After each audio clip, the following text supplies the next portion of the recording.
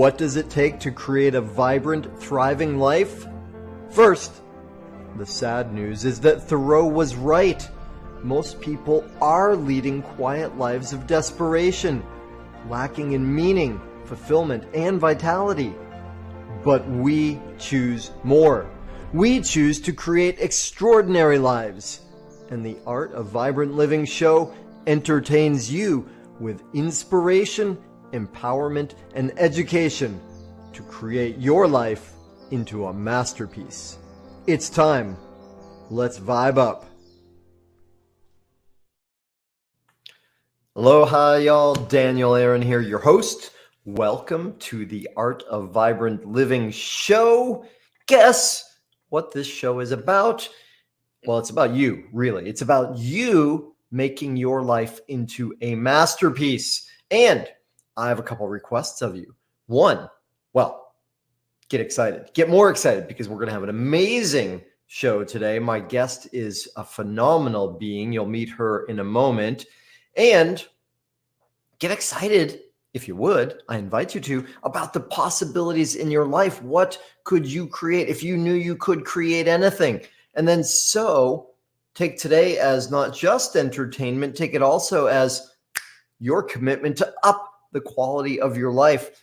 Be on the lookout for gold that comes from our guest today. The thing that clicks in you and you say, that's not just a good idea. That's something I'm going to do something about. I'm going to try it out. I'm going to put it into place in my life. I will take some action on it. Would you do that for yourself?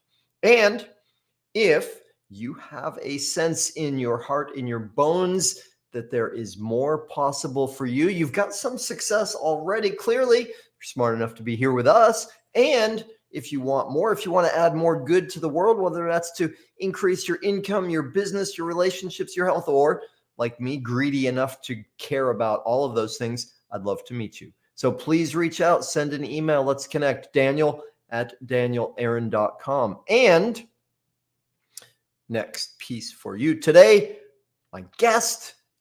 our guest today is Karsta Marie, a former soccer mom, 25 years as a K-12 educator, and being burned out, enduring a life that was fine, as in just good enough, okay, getting by. I'll let her tell you more about what fine means. Karsta is now a 3-time #1 international best-selling author, motivational speaker, and personal development expert with a passion for empowering folks. That's you. You're the folks. Empowering you to live a life by design rather than by default. Karsta shares insights and experiences with audiences worldwide, inspiring action. Remember, we talked about that. And helping folks break free from limiting beliefs, create vision about what they truly desire, and tune out the voices of others so they can create joy in their lives. Karsta, thank you for being with us. Welcome. Thank you for having me. This is so great. I love it. Oh, it's a blessing that we get to go beyond fine. And no doubt you'll say more about what that is, what that means. First, though, given that some folks here may not know you yet, just meeting you, who are you? How'd you get here? Will you tell us a little bit about your journey? I will. Thank you. So as it said in my bio, I always tell people I spent my 20s, like post-university, curating that sort of paper perfect picket fence life. I married my college sweetheart. I took on my teaching career, had babies, bought a minivan, built a house, did all of those things.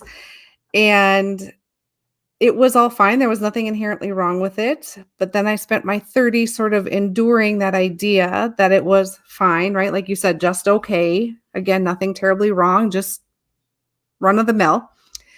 And as I got into my 40s, because it wasn't aligned with who I was, it sort of started to fall apart and crumble a little bit.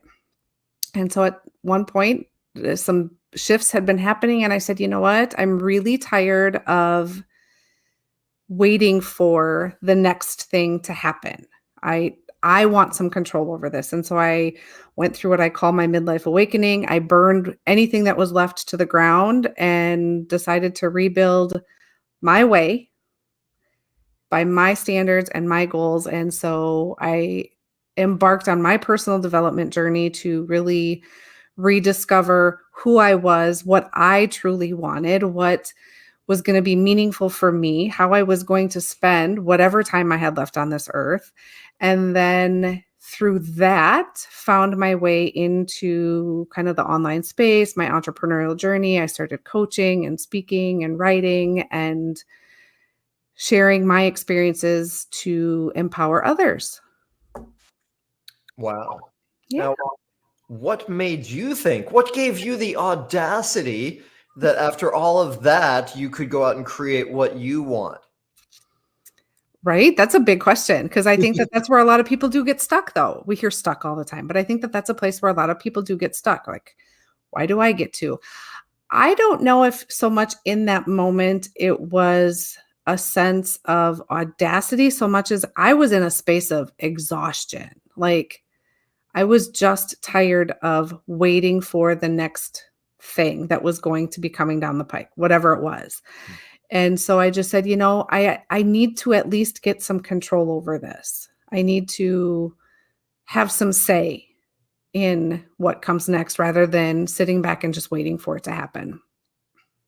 Yeah, beautiful. Well, and as you could tell, in some way, I was joking with my phrasing there, and I've been thinking of this for the last few days. A client recently said about them referring to themselves being audacious, Mm. and I loved it, and because when she said it, it was with like pride. It was like, it was like she was really owning that as a good thing. And I Absolutely. realized, wow, I've got such a conditioned association to audacity as being, kind of a pejorative negative thing. Yeah. And, and then joking aside though, right here, you've devoted your life to, on some level, what you were told you should do and should make you happy, Right. right? And then devoted to empowering others or working for others, and especially I really honor you as a school teacher, right? That's such a beautiful thing to do. And yet it is really hard for so many people to make the leap from putting their own desires or dreams down or behind and to step forward into it. So I love that you are a champion for that and a role model for that. Thank you. Yeah, it became really important to me. I started to realize I wasn't alone. Hmm. And I think it started with just this like tiny little inkling, like, gosh, I can't be alone in this, right? Like all the also to be clear, I was never like, I know it says in my bio I was a soccer mom. I was never like an actual traditional soccer mom. Like I never fit that mold, but I tried really hard to. And so that piece is always sort of in there as a little tongue in cheek because my kids will tell you I was never that.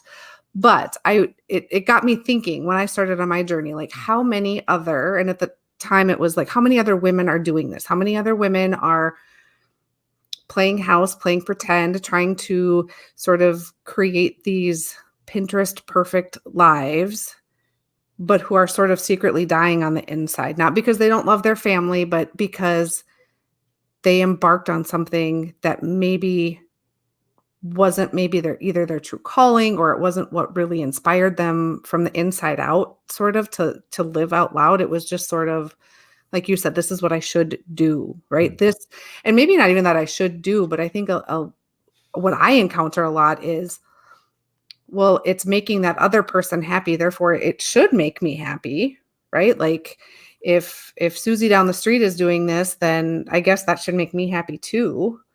Or if this person's finding success with that, I guess that should give me success too, rather than really going inside and saying, well, what really is going to make me happy and how can I create that?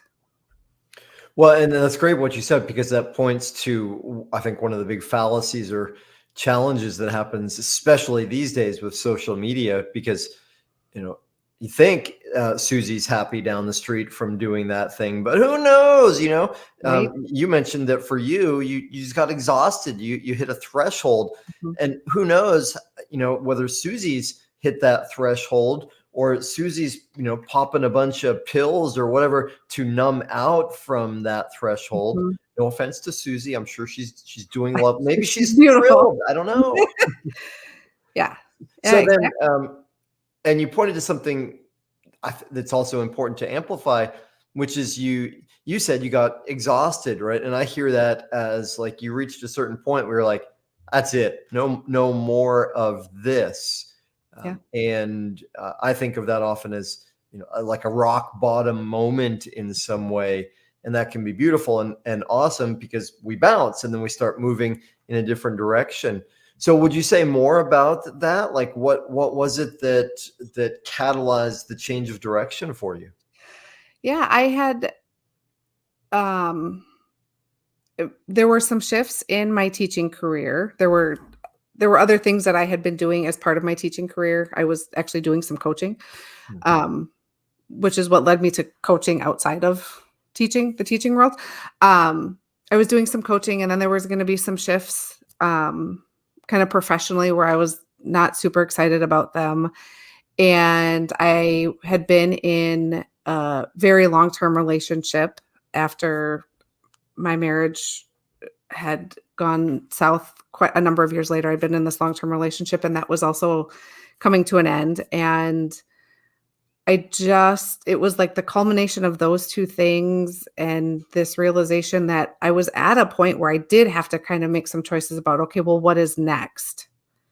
And I went, well, okay, am I going to choose what's next, or am I going to wait for what's next to come happen to me and continue this cycle of sort of victimhood, really, almost, right? Like I created this life and endured it, and it didn't work out. And then I waited for the next thing to come. And so it was sort of this victim cycle on repeat where it was wait for the thing, be miserable in the thing, and then get out of the thing. And it was like this game of leapfrog between very unaligned, uninspired circumstances that, again, in the moment, they were fine. There was nothing toxic or bad, or, it wasn't drudgery every day. It just didn't light me up. Yeah, there you go again with that audacity that you deserve to Oh, be lit up. My goodness. I know. So, well, and part of the way I hear what you're saying is summarized by that oft repeated phrase, good is the enemy of great, Yes. right? Yeah. So, and part of the way I heard what you said is, oh, this is interesting. Never thought of it this way. You didn't, it wasn't like you hopped from the frying pan into the fire or the fire into the frying pan, because neither of them were that hot or uncomfortable. Though what you described in that victim cycle is like, okay, I'm in this, and then something's gonna happen, and I'll get out of this, and then Mhm. I'll be in this, and then something's, which is very different than being intentional and directive about your life. Yeah. And I think for a lot of people, that victim stance is kind of masked by, well, things are okay, I can't complain. So, and maybe afraid to admit, because victim sounds like, especially in certain circles these days, like that's kind of like, oh, you don't want to be a victim, right? Mm. So what say more, if you would, about fine, and what that was for you, and what it's become as it's clearly a part of your work and your vision and your gift to the world now.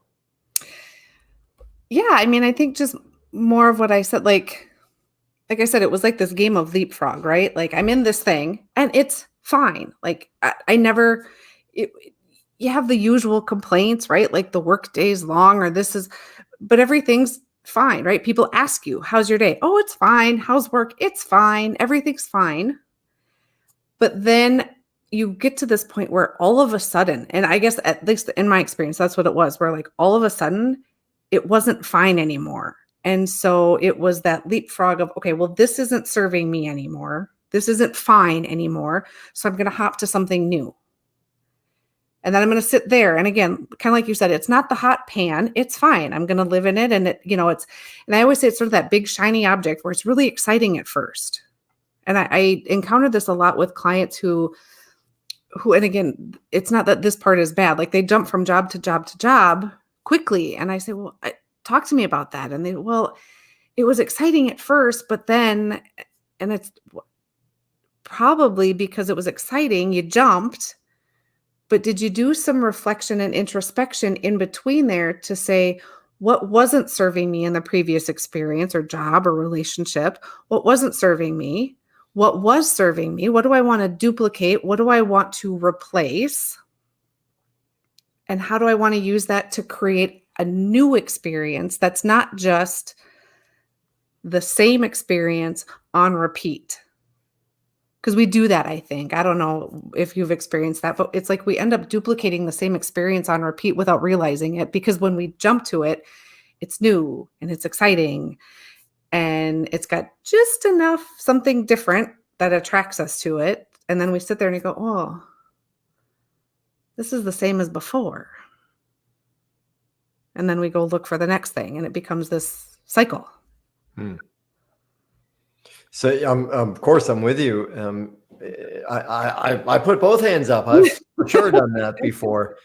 So how do you advise people or help people, like when they see themselves, well, I guess one is to help them see themselves in that cycle, but to change it to, is there a way to help people get to change before they hit rock bottom, or before they get exhausted like you were? Yeah. So I have kind of 4 pillars, if you will, that are pretty foundational to the work that I do with people. And first and foremost, the very first thing we always do is we get really crystal clear on what pieces right now are really serving you. And by serving you, I mean, they're not just fine. They're actually lighting you up. They're bringing you true joy. I also talk to people a lot about and work with my clients on really getting clear on the definition of those words. Because when you start working with someone, I'll say, how do you want to feel on your day today? Like, how do you want your life to feel? And they'll say, well, I want to be happy. It's a very vanilla word for me. Like, what does that mean? Do you want it to feel adventurous? Do you want, like, for me, I really strive for calm. That's what I want my life to feel like. And so then everything I curate comes back to those words. So we get clarity on how we want to feel. We get clarity on what's already bringing us that. And we get clarity on what is not, so that we can work to remove the pieces that aren't, enhance the pieces that are, and see if we need to find new pieces to plug back in. That's like the first step with everybody that I work with. Beautiful. Yeah. And just in case I'm not quite understanding, because there's always a good chance of that, when you say curate, what do you mean by that? I guess for me, it means I'm being really intentional about what I'm creating. I'm being very intentional about what when people think of like a museum exhibit being curated, there's purpose and intention behind all of the pieces that get chosen for that exhibit. And so it's really important to me that we're being so intentional. Like, it's not just creating the emotion. It's really about, again, curating the circumstances and curating all of the pieces that are going to, be part of the exhibit that is your life. Cool. I like that. I use the phrasing often, and I have a program called Make Your Life a Masterpiece. Yeah. And so, and if it's okay for you, I will, for a moment, play angel's advocate, right? And so when you say, be intentional about all the pieces in your life, and I'm looking at it kind of like a puzzle, and these ones don't fit, and we'll take that out, and these ones come in. Then, and I can imagine, again, for my angel's advocate role, so I'm like, well, that sounds like a lot of work, and you really have to pay attention to everything. And can't you just be happy with the way things are? I mean, maybe. That's part of our exploration, right? What parts are making you happy? But yeah, if you want things to feel, and I'm very intentional about using that word, not look. If you are very set on things feeling different, you have to do things different. Hmm. And that's going to take some work, right? And I'm going to misquote it, but what's the phrase about if you do what you've always done, you're going to get what you've always gotten? It's the same thing. And so, yeah, there's some mindset things and there's some work that has to go into shifting the mindset behind what got you here, tapping into what you want it to really feel like, and then doing the work to implement that, Hmm. whatever it is. Yeah. Okay. Yeah. Cool. And well, so what do you do now at this point? Like you've made a significant shift in your life. You hit that kind of rock bottom, exhausted, and said, enough of this victim cycle, enough of being passive and fine. Time for me to be active, intentional, curating my life. What does it look like for you on an ongoing basis? Do you have ways of working with that or practices that you do? I'm going to need you cut out for a second there. So I need you to repeat the question. Okay. I was asking you about applesauce. No, just kidding. Um, I got the front end and I got the back. I didn't get the middle and there was no applesauce in there.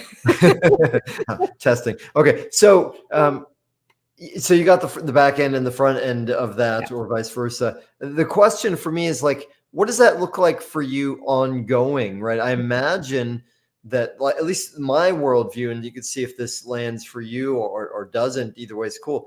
Like that life is a constant creative process, right? Mhm. And it's not like, okay, now I've fixed everything and I've taken out all the parts that don't light me up, and now I have only the parts that do, right? That we're here to evolve and grow. So what is this moving beyond fine, what does that look like in your life now? Do you have ways of working with it, or practices, or yeah, does that make sense? Yeah, it does absolutely make sense. Yeah, it's not a one and done situation, right? We're not going to do this once and then all of a sudden everything's going to be rainbows and unicorns and butterflies all day, every day. Because real life happens and things happen that are out of our control. I have a daily practice that I do where I sit down and like I told you that right now, one of Hmm. Well, I'm gonna guess that we might be having some there we go. technical difficulties. Oh, Yep, we're back again. we're back. Would you just rewind and say that again, what you were saying? Yeah, I was just saying, like, for me, I told you earlier that one of the words that I really try to cultivate for myself is calm. And so it's for me, it's getting up every morning. And when I set my intentions, and for those of you that don't know, a lot of people think that it's like a to-do list almost. And I say it's not a to-do list. I want to, I ask myself every morning, how am I going to bring calm to my day? Hmm. Especially amid the busy days, the crazy days, right? Like yesterday at my 9 to 5 job, it was absolute chaos. And so in the morning before I start my day, it's how am I going to bring calm to that chaos? Or when I was a single mom for all those years when my kids were little, that's absolute insanity. How am I going to bring calm to this? And so for me, that's what daily intentions are all about, is how can I bring those feelings, right? Calm, peace, if you're adventurous, how can you bring that feeling into your current reality? And really reevaluating that. And then, I don't know, once, twice, quarterly, however often you need to, asking yourself, kind of doing a little inventory, like, is this still how I want to feel? Hmm. Right? Maybe things are shifting. And so I personally, my go-to is I do a vision board every year, not to set goals per se like a lot of people do, but for me, my vision board is really okay. Time to take stock, take inventory. Where am I at? How am I feeling? What sentiments, what feelings do I want to bring into the next year? And then I revisit it in June. So like twice a year, I do a vision board. And again, it's just sort of that the word I use often with my clients is recalibration and just taking that moment to see, is my vision, is my goal, is my plan that I'm thinking right now, is that still serving me? Is it still going to serve me? Or do I need to make some changes? And really doing that recalibration periodically. Yeah, cool. I like that. Yeah. And so the way you explained intention makes Mhm. a lot of sense to me, and I think people can relate to that. And so you said in the morning, if I heard you right, you said in the morning you'll ask, okay, how do I want to feel, and how can I bring that to my life, to the day, to the unexpected. And so I'm going a little more granular here in terms of what it looks like for you. Mhm. You ask yourself the question, and then do you answer that, or you just leave it as a question that floats for you? What's it look like? Ah, some days it's really just a reminder. Some days I do, um, like if I'm anticipating, and I'm just going to stick with the calm and chaotic just so we have some continuity here. So if I'm anticipating a chaotic day, then I will make a pretty intentional plan to build moments of what others would maybe call mini meditations, right? Just mini moments of solitude and just taking that deep breath. If I don't know what the day's bringing, but I just want that gentle reminder for myself, I might just in my journal just jot it down, like even just the word, like, how can I bring calm to my day? Or just write the word calm and just let that sort of sink in. And then as those moments pop up, it just serves as that reminder, Hmm. right? Like, oh, yep, nope, hold on, pause, find the calm. Or at least then maybe at the end of the day, can I reflect on it and say, okay, I did not have calm today. Hmm.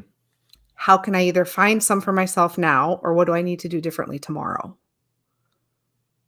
Cool, beautiful. Well, part of what I hear in that is, one, you're attending to what's important to you, right? You're paying Mhm, attention to it.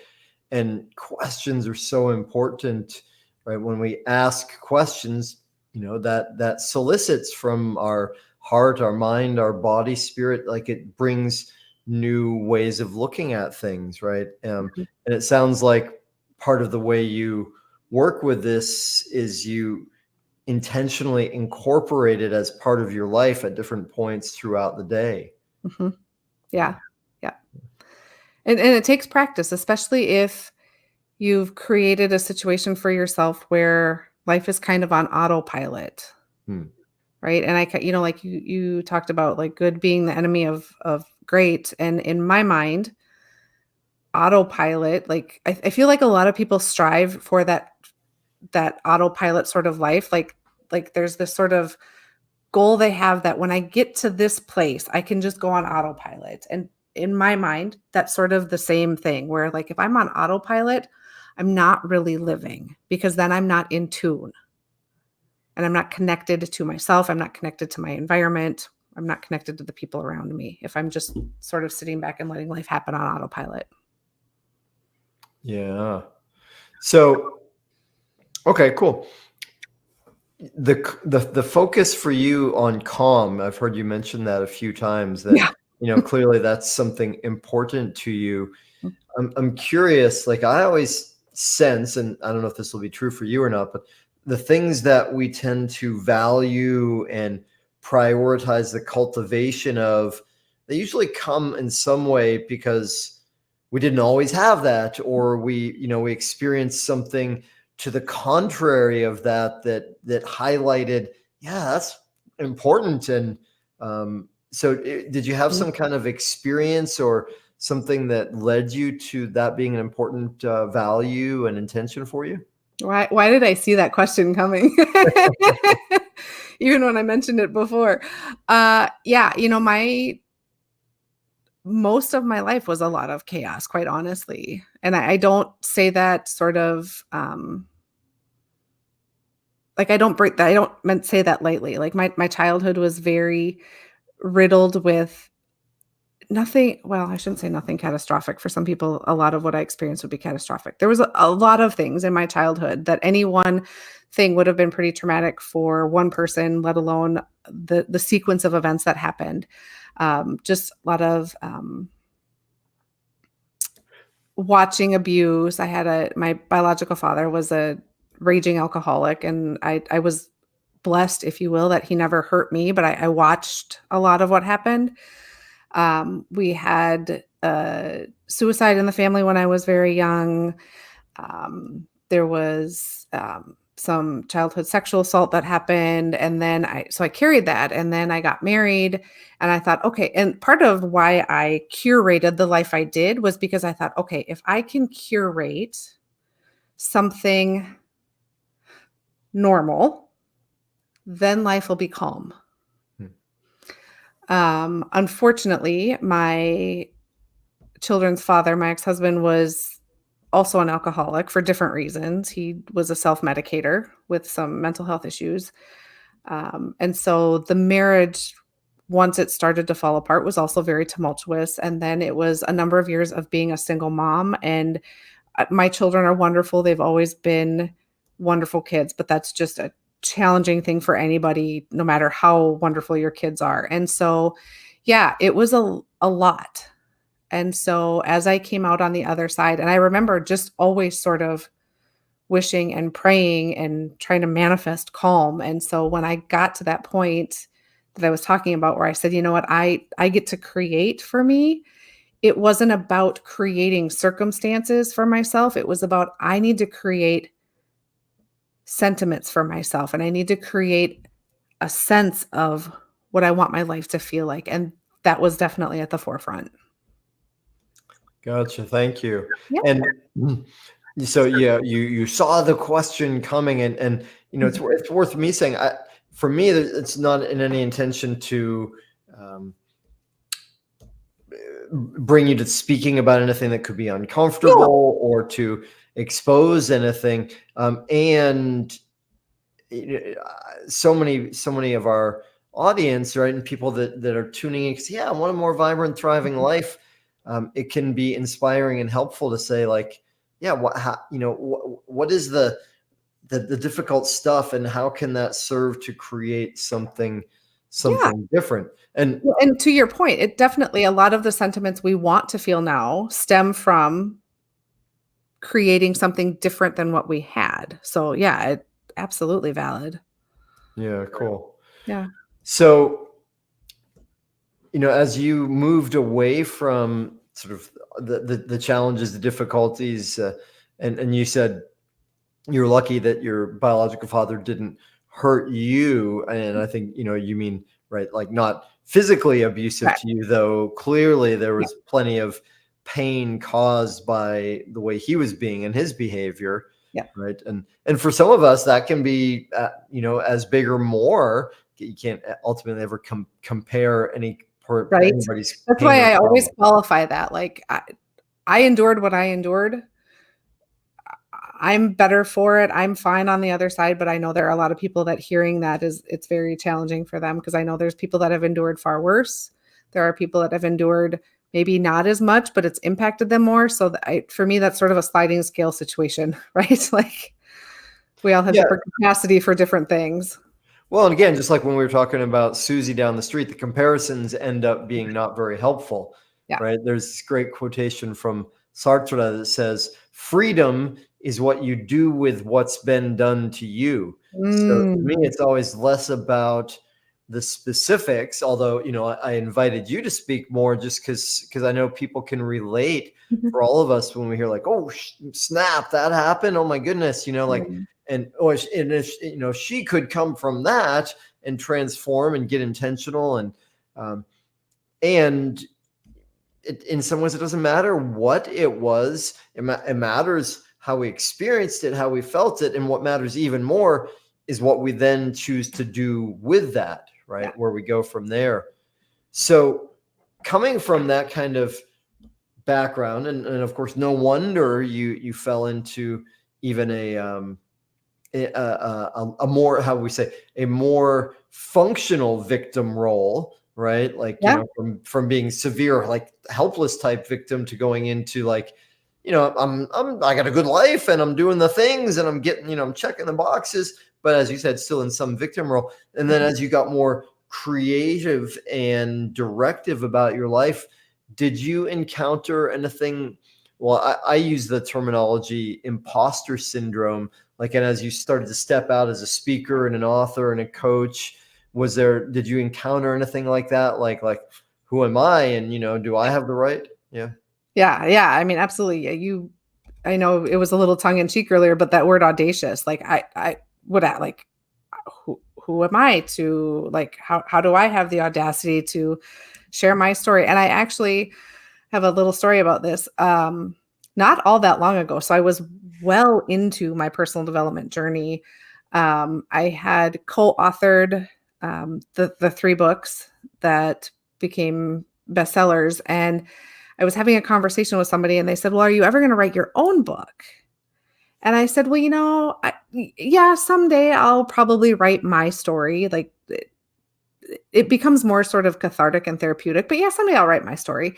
And I said, and I recognized it as an imposter syndrome situation. And I said, but I'm struggling right now with a little imposter syndrome on who am I? Like other people, like we're talking about that comparison thing, other people have experienced way worse than me. So who am I to tell my story and think that anybody's going to want to read it?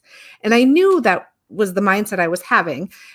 But in that moment, that friend of mine looked at me and he said, because you can, because not everybody can. And I went, whoa, okay. So yeah, I mean, absolutely. Still, even sometimes when I get ready to sign a new coaching client or I get ready to get on a stage and I go, well, I don't know if what I'm sharing is going to be any more valuable than what somebody else would or anything like that. But at the end of the day, like you said, there's something like when you kicked off the show, hopefully everybody can take one nugget away and then go take action from that. So if I can do that, then I'm successful in my mind. Yeah. Beautiful. Beautiful. So I love that conversation and his statement to you, because you can. Mhm. And to me, that begs for a little more, um, exposition. What does that mean, or what did it mean to you? Because clearly that hits you in a strong way. What did it mean to you because you can? Yeah, I think it never occurred to me because it really imposter syndrome aside, I've always been someone who kind of wears my heart on my sleeve. It doesn't bother me to share things about my personal life. I'm a pretty open book, no pun intended with that, but I'm a pretty open book. And it had never occurred to me that someone who had a powerful story wouldn't be able to tell it. Hmm. So when he said that, and I really felt it in his voice and I saw it on his face, that he needed someone to be able to tell their story because he wasn't going to be able to tell his. Hmm. And I thought, okay, like I need to tell that. I need to be the voice then for someone who doesn't have a voice. Yeah, that makes sense. Yeah. Beautiful. Okay. So time is just flying along No way. now. Oh my gosh. Um, so as you know, and you pointed to what I said at the beginning of the show, it's all about vibrant living. And that's kind of the phrasing I use. Though, what does that mean to you? What does a vibrant life or vibrant living mean to you? Yeah, I thought of this as I was getting ready for the show and I thought I love that because to me vibrant is like really out loud. Hmm. Right? When I think of vibrant colors, they're like really out loud in the best way. And so I think for me, it's having everything for myself working before we went on, you and I were talking about this idea of harmony, right? Like Hmm. I don't ever want my life to be in balance. I want everything to play together nicely in harmony. And I liken it to every year my college bestie and I go to the Christmas concert that's put on by our alma mater. And I got to thinking one time, because it's so beautiful. It's choirs and orchestras. And I got to thinking like every instrument and every voice on that stage could hit every note perfectly. But if they were all in balance in terms of volume and intensity, that would sound terrible, even if they were all perfect. And it sort of resonated with me that's the same thing with life. I don't ever want everything the same volume. I want everything playing in a beautiful harmony so that it's sort of, you talked about creating a masterpiece sort of for your life. And for me, that's what it's about. What is this masterpiece? And I'm sort of very music minded. I love music. And so that just really resonated with me that it's this really authentic sort of out loud to your capacity, right? Because out loud to me might mean something different to out loud to you, might mean something different to out loud, but just really living in that authenticity and out loud as yourself in whatever way makes you happy. I love that. That's beautiful. And then what a great metaphor. Like, yeah, if we look at a masterpiece painting or a masterpiece of music, it's not like the equalizer isn't set that everything's in the middle. Some things are more in the foreground and some things are in the background and some are bigger and some are smaller. And it Right. shifts, right? Like, especially in a musical piece, it shifts, right? Like there's one moment where maybe the flutes are, sort of up here and out loud and in front. And then pretty soon it's the baritone and pretty soon it's the percussion. And it's the ebb and flow of that I just really resonates with me. And that it has become sort of my mission for myself is to really navigate that. Yeah, I'm with you. That's beautiful. And I'm curious because you use this out loud phrasing, which I don't know if this is accurate, but part of how I hear that is that uh, a vibrant life includes a component of expression, right? That it's moving out from the inside in some ways. Is that how you're meaning it, or is that part of it? Yeah, I think that can be part of it. Like I said, for everybody, it's probably different, right? To different levels, right? Your level of out loud and expressiveness is going to be different than mine, but to just be able to express yourself in whatever way is meaningful to whatever level is meaningful for you, rather than keeping it all sort of quiet and inside. Yeah, Yeah. yeah. Well, and part of the way I hear that too is this took me a long time to learn, and I'm sure there's so much more for me to learn about this. Though in the early part of my life, I came from this standard American diet sort of conditioning that life is about me going out and getting what I want, Mhm. right? And let me be clever and strategic and smart about how I get what I want, right? And eventually, life happened in ways for me that led me to saying, maybe that's not such a fulfilling plan. And it becomes more about what can I create? What can I give? How can I serve? Right. And that's like in some way that's the journey from self orientation toward service orientation. And so the out loud part of how I hear that is creating something that's better than fine on the inside and sharing that out with the world, and in such a way that it's reflected back to us. Right? Does that make Yeah. sense? Does Yeah. that fit Yeah. with No, you? yep, that makes sense. The piece that I would add to that is, a lot of times I think people hear service and they think of like, I don't know, I feel like that word can have some different connotations to it, but that can be whatever, just whether it's sharing your story or nurturing a relationship with someone that, service can be so many things. But yeah, like you said, it's that putting it out there and having it reflected back and all of us sort of serving each other in some way. Hmm. Beautiful. Okay. Karsta, is there anything so far that I haven't asked you about that I should have, quote unquote? Should have. No, we don't like shoulds. On my podcast, we call them the shitty shoulds. No, this has just been an incredible conversation. So thank you so much for inviting me to be here and be part of it because it's powerful. And I think sometimes similar to the vein of imposter syndrome, as coaches, as thought leaders and you know, change effectors of change, I think we hear our own message on repeat sometimes. Hmm. And for me, it gets a little bit like it's muddy in my head because you hear it so often, right?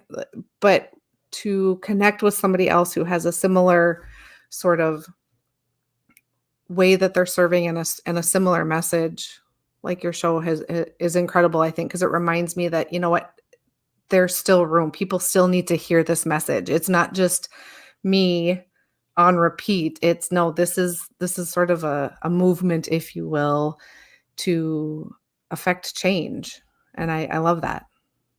Yeah, beautiful. And let's, take a step beyond. It's true that you can affect change, and it's true that you can tell your story in the ways that you do. And it's also true that there are people that are eager to hear it, and they won't hear me in a way that lands for them, though they'll hear you because they resonate with you in some way, right? Exactly. Exactly. So, And vice versa, right? Yeah, exactly. yeah. So, well, on that note, two things. One, I have a feeling that you offered a gift to our audience. Is that true? I believe so, yes. And I actually will talk to you off air because I got to make sure you got the link for that. But yes, I would love to connect with anybody for a free 1 hour coaching session, to see if we can get you some of that clarity that I talked about in the beginning so that you can, either make a bigger plan or take steps or whatever. But I just really, that clarity that I talked about earlier, I think is so important. And so just kind of doing that self-reflective piece. So yes, they can have that. Well, that's super generous and kind of you. Great value. I'm sure many people will be excited for that and would do well to connect with you in that way. What's the best way to get in touch with you? They can email me it's Karsta@karstamarie.com. So similar to your email. I'm also more active on Instagram and LinkedIn. So they can connect with me in the DMs on either of those platforms. Okay, and if I remember right, you said if they just mention the show or the word vibrant, Yep. then you'll comp them in. Absolutely. Yes. We will take Okay, care of it from there. Yep. Just shoot me the word vibrant or connect with me and mention the show. cool. Okay, awesome. Thank you. Yeah. And so that brings us along to the final question, the big question. Yeah. The big, dark, blackened out question. Yes. Yes, the secret question. And it's the secret question because I didn't want you to prepare for it because you can't. It's so big, you can't get it right. You've got so much experience and wisdom and heart. And I now ask you to distill all of that, to boil it down to one thing to say to our audience. What's the one thing that will help them to create their most vibrant, thriving life? I've been living by the mantra lately, act as if. And by that, for me, that means it's sort of a riff on fake it till you make it. But instead of faking it, start acting as if. Start acting as if your life is calm. Start acting or adventurous or whatever. Start acting as if you are living the life that you're imagining for yourself, that you're feeling the way you want to feel, and you'll start to see it happen. I love that. That's beautiful. Well, you know what that brings me right back to is one of the most classic books about coaching that really came about before coaching was a thing is the inner game of tennis, right? What's his name? Timothy Galway. And one of the things he said in that was like, imagine he's speaking literally to tennis players. Imagine your favorite, best skilled player. Imagine you're them, right? Mhm. And in one way, it's a game, it's a theater. In another way, it's like we have such extraordinary capacities to shift our energy, who we are being. And if we do that, we're going to behave differently instantaneously Yeah, and feel differently. So I love that. Thank you so much. you're welcome. And on that note, Karsta, what a gift it's been to be with you for this time. I appreciate all the Mhm. courage you've had in your life, what you've overcome, the ways that you've worked to develop such value in yourself, and then to come here and share it with us in the audience. Thank you for being with us. Well, thank you so much, Daniel, for having me. This has been wonderful. Yay. Awesome. All right. And y'all in our audience, live or by rebroadcast, thank you. Because holy moly, you are for sure the heroes of this drama. And we are humble guides, supports, allies, cheerleaders saying, you got this. You can do anything you want. You can create a most amazing, vibrant life possible according to your definition of it. And if you'd like some support or a little bit of feedback response with that, please email me as well. Definitely take up Karsta on her generous offer. And hopefully tune in again soon. We've got another show coming up soon that will help even more. And until then, please make your life a masterpiece. Aloha, y'all. Bye. Mahalo for tuning in to the Art of Vibrant Living show, y'all. I'm Daniel Aaron, and may you live with great vibrancy.